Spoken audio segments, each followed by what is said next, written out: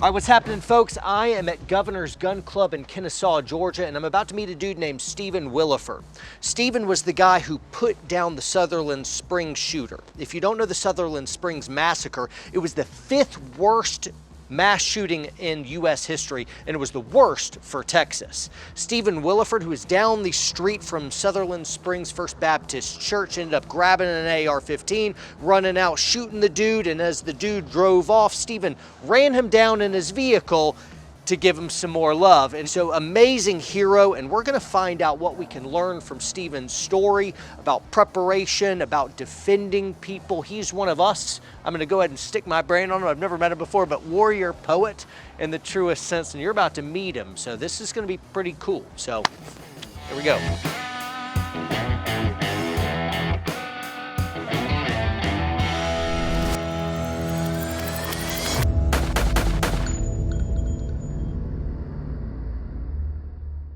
Hey guys, welcome back to Warrior Poet Society. The society is growing. We're on road to 1 million subscribers. We got bags, we got packs, we got all these guys with all kinds of goodies on Warrior Poet Supply Co. and on sportsmansguide.com. So check us out there. Use code WARPOET at checkout for all kinds of discounts. Also, let us know what you'd like to see on the store.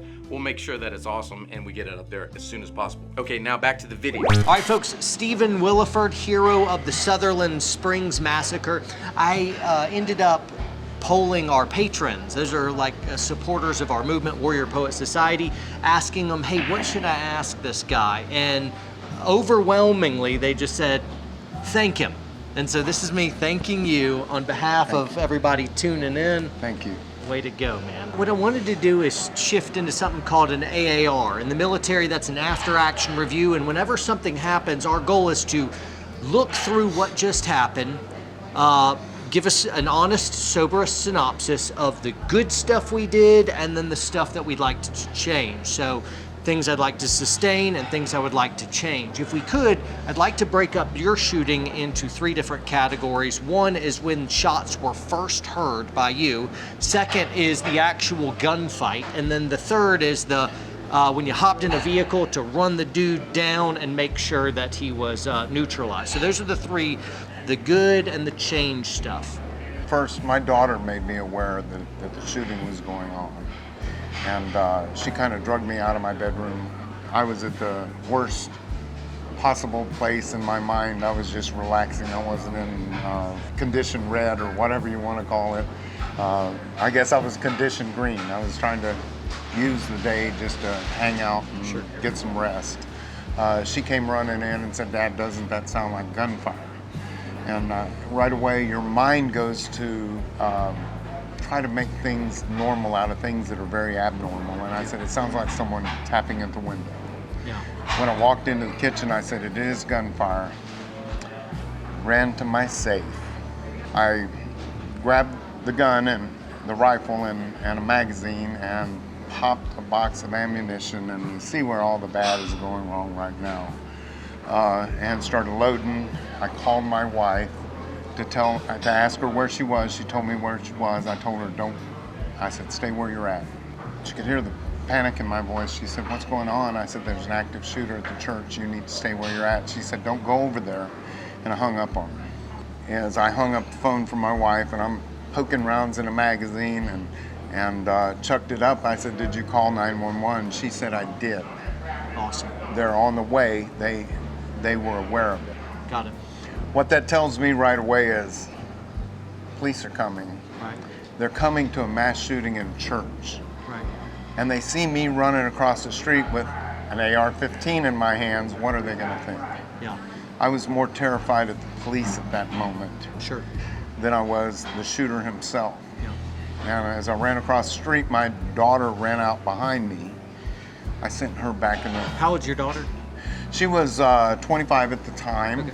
And as I ran out the door, she followed me. And I told her, I said, go back in the house and load me another magazine. I just have a handful of ammunition. Yeah. I like the teamwork thing of she's calling cops and, loading magazines. That was smart to send her back in. Well, I personally believe that the Holy Spirit was over me. He's awesome. I'm a Christian, and I believe I was thinking more clearly than I ever have in my life, and I sent her back in the house for a purpose. I didn't want her over there to be a distraction. He already had more targets that I cared greatly about. Sure.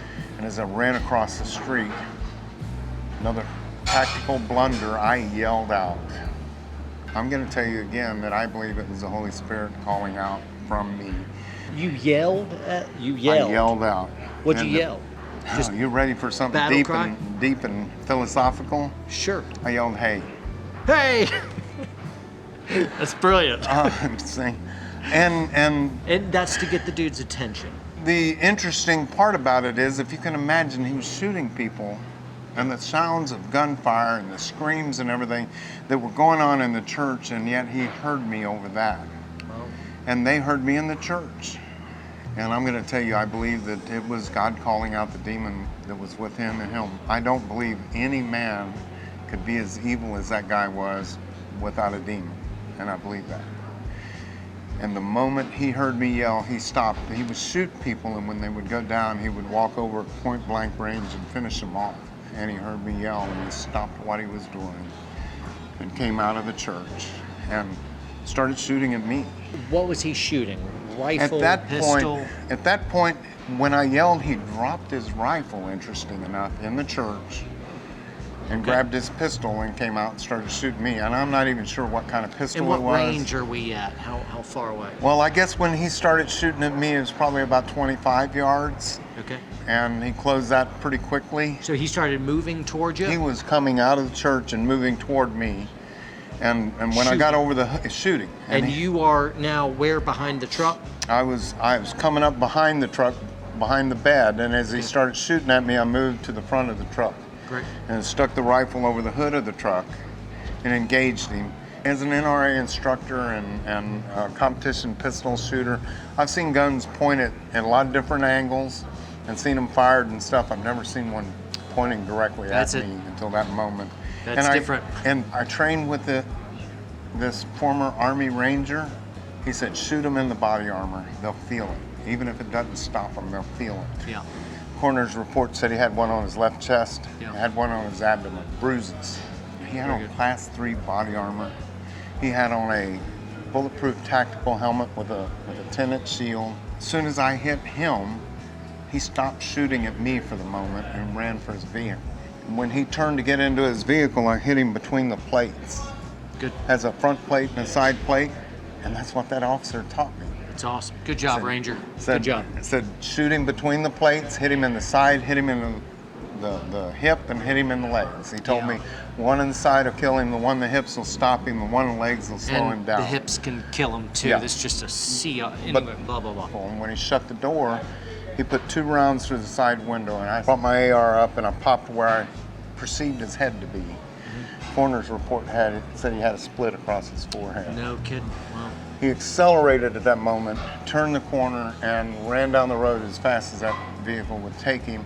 By that time, he was about 150 yards down the street away from me, and I put one more round through the back window. It shattered the back window, penetrated the driver's side seat, and hit him just right at the left shoulder blade in the back plate. And I still didn't know if any of my shots counted. You know, he didn't seem to be effective. He kept moving. Do you remember your sight pictures? Absolutely. You remember them all? That little red dot was there every time. Yeah, I can still remember sight pictures. I was absolutely on target when I pulled the trigger. Every time I get super proud, I look at all these guys. I'm like, this guy, come on, this. Well, awesome. And the neighbor that was in the house said, I can't believe how methodical you were. I just thought you were going to open up on him. Yeah. But you were pop, pop, pop. He says your shots were real methodical. You know who Nick Goff is? No. Nick Goff, he spent 15 tours in Iraq and Afghanistan. He is a Army Ranger sniper. Awesome. Nick Goff. Look at that, you just can't get away from us. And Man, here there is just another something- old Ranger. He trains the elite of our sniper teams. Awesome. Man, he probably gave me the greatest compliment that a man like him could give a guy like me. He said, I told Cole, which is the vice president of Spike's Tactical, he said, when I looked at your story, I told Cole this wasn't the first time he ever picked up a rifle. And you know how I know? He said, you had 2 rounds left in your rifle in the end of it, didn't you? I said, I did. He said, most people would have just run the rifle dry. Yeah. He said, Cool. you were thinking about every shot. I said, actually, I was. That's great. He said, not everybody can do that. No, But the last round went through the windshield, penetrated the seat, hit him just right at the left shoulder blade.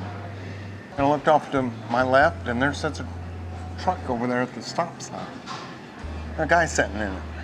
I ran over and tapped on the window. And I tell the guy, he's on the phone, and I tell him, I said, that guy just shot up the Baptist church and we got to stop him.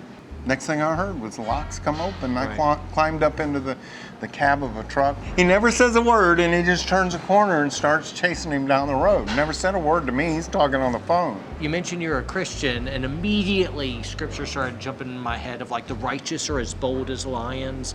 Now I was thinking about 1 John, how perfect love casts out all fear. And, the Gospel of John, greater love has no man than he who lays down his life for his friends. And the truth of the matter is love protects. It's boldly daring and ready to just rush into full incoming fire because I think you love the people in that community and you wanted to protect. Love protects. And so really you're just a loving protector, aren't you? And that is the truth. And Well, we're hunting for guys like you, of like warrior poets, of like that's like our big shtick. And so that's a big deal. Well, that's what we're going for. I talk to people all the time and say, how could you do something like that? And one of the things I say is, I didn't shoot him because I hated him. Yeah. I shot him because I loved everybody that was in that church. And they had no way to defend themselves. How could you not? It's great. It's not how could you, it's how could you not? It's great, man. Love it. And that's the deal. And there's more warriors around us all the time that would do the same thing. I'm not that special. I'm really not. There's men around me that would have done the same thing, but they weren't there. Now we're blasting down the road. Well, let's blast down the road. High rate of speed, and we're not even seeing him. And what's a high rate of speed? Well, Johnny said he was doing over 95 miles per hour. I can attest for that. And we're splitting cars. We got oncoming cars. We're going around other cars, and he's splitting between them. He just honks his horn, swings out, and the oncoming's off in the bar ditch, and we're chasing him. And I dropped the magazine out of my rifle, and I look, and I got 1 round in the top of the magazine, 1 round in the chamber. I got 2 rounds. He's still got on Class 3 body armor, and I told Johnny, I said, tell them, hurry, I got 2 rounds left. Finally, we get to where we can see him. And I said, that's him. His gray SUV, back window shot out. That's him, we're catching. And he pulls over the side of the road. And Johnny pulled up behind him and stopped. He's got a road sign in front of him, and he stopped right there in the bar ditch off the road. I pulled the door open, had the rifle sticking out of the window, and pulled the door open, and I started to step out. And before I got my bare foot on the ground, he accelerated, he hit the sign, and flipped over the vehicle. I pulled my foot in, shut it, and we started back after him again. This time he ran off the left side of the road out into a field, ran through a fence, and stopped. Turned out that he called his wife and his father and said, I've done something horrible. And he said, I've been shot multiple times, I'm not going to make it, and he committed suicide.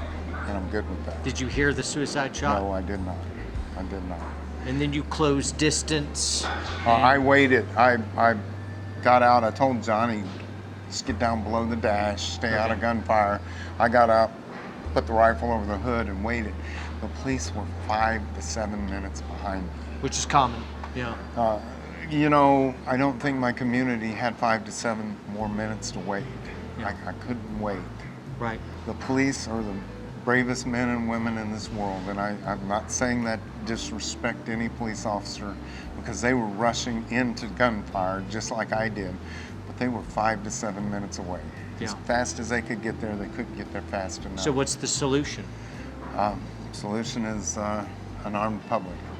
I know, I just want you to say it. An armed and trained public. And if you awesome. think that you're just going to shoot at flat targets and you're going to run into gunfire someday, you're not thinking correctly. You better learn to shoot and move, and you better have a higher level of training. But that's got to be a mindset that you need to make sure that you have ahead of time. You need to decide what you're going to do ahead of time, because if you're trying to decide it when it happens, you won't do it. That's great. So it's a mindset. Shooting at flat targets proves that your firearm works. Yeah. That's it. You know, Get some fundamentals there, but then you got to shoot and move. You got to shooting and moving. use some cover concealment stuff. Yeah, and if you're not moving in a shooting situation, you're a target.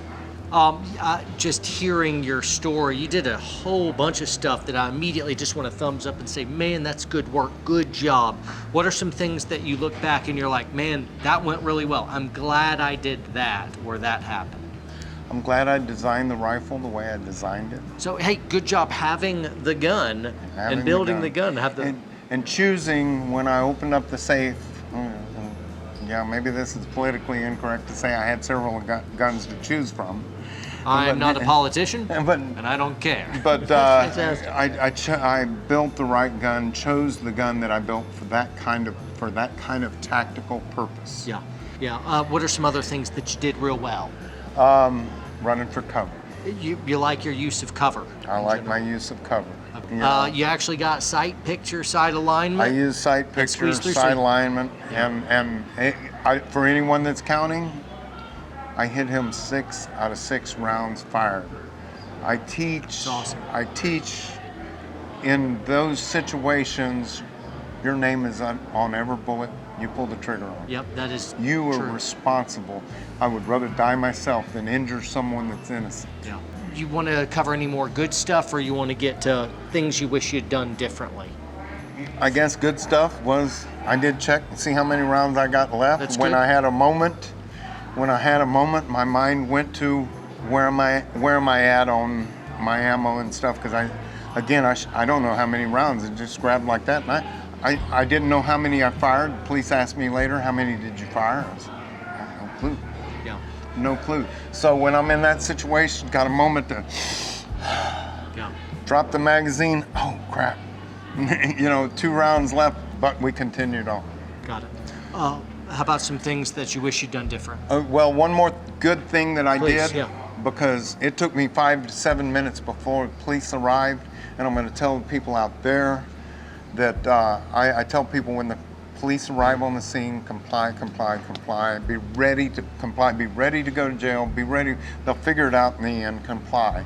You don't want to be a casualty because the cop didn't know who you were.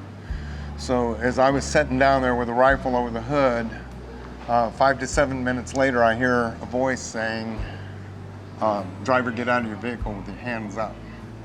And I looked up the street, and there was a police cruiser with a police officer standing there with a pistol in his right hand and his microphone in his left. He keyed it again. He said, driver, get out of the vehicle with your hands up. What I did right at that moment was I laid the rifle on the hood of the truck, and I started back to the back of the truck with my hands, palms out, hands up, wanted to make sure he knew who I was and that I was no threat. And I started walking back, and he keyed the mic and looked at me, and he said, not you.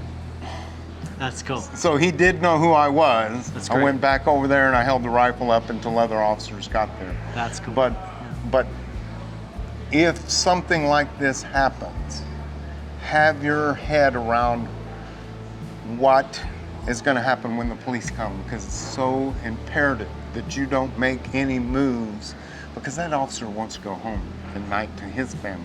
Right. So another thing I did well was comply. Good. You have to know when the police get there, they don't know what's going on, and you don't want any mistakes at that moment. Good point. So that's probably one of the most important things that I did right. Very good. What about some stuff that you wish you'd done differently? First off, I wish I would have been action quicker when she said, is that gunfire? Got it. And we all have a certain amount of denial. Sure. Quicker you get out of denial, the better off you are. The people in the church said, it sounds like fireworks. Yeah. Until glass started shattering and stuff. You're trying to make something normal out of abnormal. The second and most important problem that I had was I didn't have a gun at the ready with a magazine loaded. Anything else? The third thing I can't tell you I had control of it all when I yelled out. I'm thinking that was personally a call from God. That doesn't seem like a real good tactical thing to do, but that's what I did. It sounds morally great because you're trying to draw fire. And so tactically stupid, but morally wonderful. And in that case, well, he was in the building. He didn't even see me. And how would I think that I could draw the fire away from him? He didn't even see me. But it worked. But it worked. So, I mean, like, that's heroic stuff. Hey, shoot at me. That's a big... And then you hop in a vehicle to pursue him. That's another point where it would have been really easy for a lot of people to stay static and be like, oh, that's a cop thing. Anything else to share with folks? Advice? Advice, I guess I've given it already. Well, there you go. Go out and train. Thanks so much for sharing with everybody and thank you, everybody out there. And really just appreciate you. Thanks so much. Thank you. For what you've done for us. And guys, likewise, be prepared. And yeah, let's make sure we're playing zone. No violence in our neighborhoods, right? I got it. I'm covering it. So anyway. My community. That's my community, and I'm going to protect it. Train hard, train smart. We'll see you next time.